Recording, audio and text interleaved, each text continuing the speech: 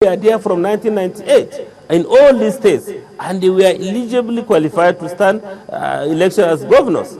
But be that as it may, I believe the party has in place, mechanisms to really, structure the party where people who really work for the party, who understands the party, who knows the history and development of the party, must be put in the front burner whenever elections come.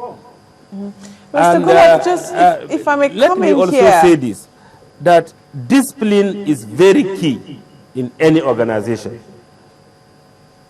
Where discipline takes a flight, then there must be crisis. You know what has been happening in Nigeria, especially the 6 governors, working on the president, for example, in the function on working on president, for example, it's not the best. It's not the person of the president. It is the office. It is the personality of the president, because it's the symbol of the sovereignty of this country.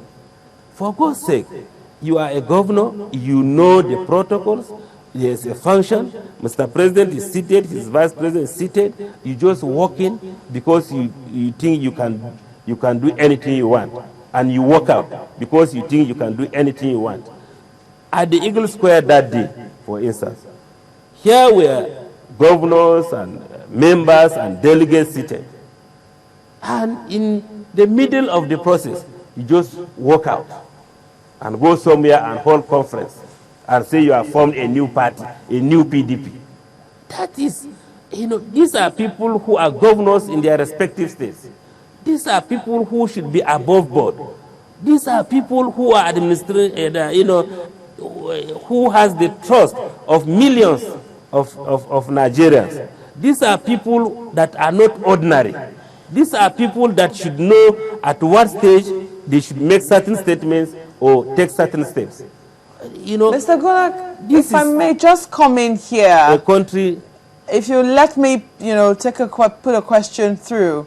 I remember that you were talking about, the grievances of the governors, and one of the things you mentioned was them saying that the president should not run again in 2015.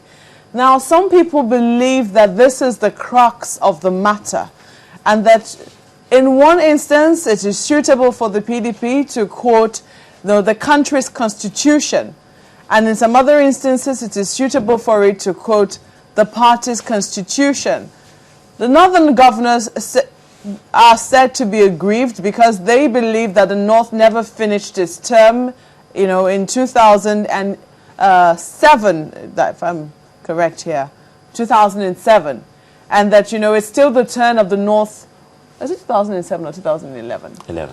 2011, and it's still the turn of the North to continue. Oh, it's 2007. I think I'm correct in that one. It's still the turn of the North to continue this particular tenor. Yes. What do you have to say to that? That is according to your party's constitution. Well, I think somebody needs to read that constitution very well.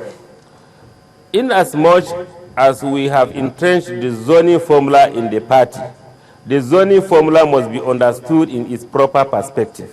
The zoning formula means if, for instance, the president comes from the south, the vice president should come from the north. And we share offices in accordance with the zoning formula. Like the party chairman cannot come from the south because the president is coming from the south. The SGF should come from another zone. So these are the zoning formula that people should understand as the Constitution has stipulated. Now, going back to recent history, Chief Olusegun Obasanjo came in as elected president, spent 8 years in accordance with the constitutional provision. According to the rotation of the PDP, the next president should come from the north. And true to the spirit of the Constitution, the late President Umar Musa Yar'Adua was put up by the party and he won election. What followed was an act of God, and it was nobody's fault. God does not make mistakes. The constitution of the country says his vice must be sworn in immediately. And I don't want to mention the challenges the country went through before securing the doctrine of necessity and the acting presidency. I don't want to go into that. So first it to say that the president was sworn in as substantive president when the late president passed on. Then in 2011, and in accordance with the constitution, both of the nation and of the party, the man offered himself for election. He did not say, because I am an incumbent, I should not go through primaries with other people. No.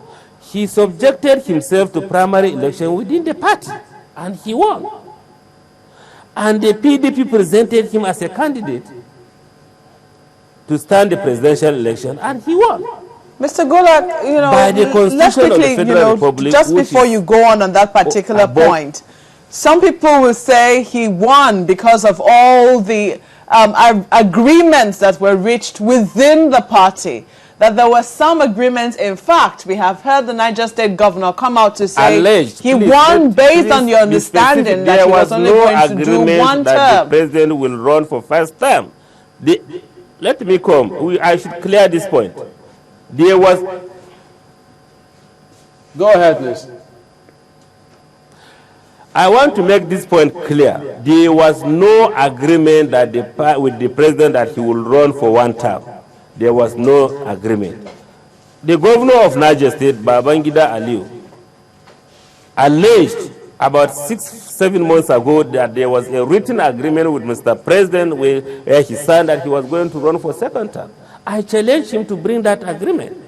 Up to now, he has not brought that agreement. I want Nigerians to know that such agreement never existed with the president. So are you saying very clearly, Mr. Gulak, just let me pop this one question in. Are you saying very clearly and very categorically that neither by insinuation or spoken word or an agreement that the president ever insinuated his term was only going to be for one tenure? You see, in such serious businesses, you don't insinuate. The president, I know, will not append his hand on an agreement that will restrain his constitutional right. Mr. Gulak, I hope you're getting me correctly. I'm not just talking about a written agreement. I'm also talking about spoken word. I'm also talking about understanding among gentlemen. Are you saying that that kind of message was never transmitted, even through his body language? Understanding, agreement, words of mouth must be understood by both parties. You cannot, for example, as a group, try to understand a situation without knowing the feelings of the other party. Agreement must be between two parties. You cannot enter into agreement with yourself. Just quickly now, was it yesterday there was a PDP post-convention dinner, and we heard Mr. Neni say very clearly that the president will have to, all those who would want to run should declare their interest. Some people feel that that was directed to Mr. President, who has said he will speak about his intentions to run in 2014. And all of this, people saying we support Mr. President, has just been about, him saying what the atmosphere is going to be like, just before 2015 comes. You think that all of this is all about body language? No, I was at that dinner and I was a participant. The post-convention dinner was to interact with the, senior stakeholders of the party. All the support people say they were supporting Mr. President is geared towards his delivery on his transformation agenda. The president is a human being. He's the leader of this country. He needs your support. He needs my support. He needs everybody's support to succeed. And are you saying that was the support in that line? We are not talking about 2015, for God's sake. Are you saying then Everybody that the was saying that president they might were not behind run in Mr. President 2015? in his transformation agenda. The party chairman from the states said that, the DOT members, the governors of the PDP said they were behind Mr. President in his transformation agenda. And that will be better for the country. All right, could you tell us then, because, I mean, you're advisor to the president on political matters, how would you recommend he goes about sorting this challenge out? I mean, are we likely to see people expelled from the party? Well, I'm not part of the party administration. That question will be better directed to the party, the chairman and the NWC.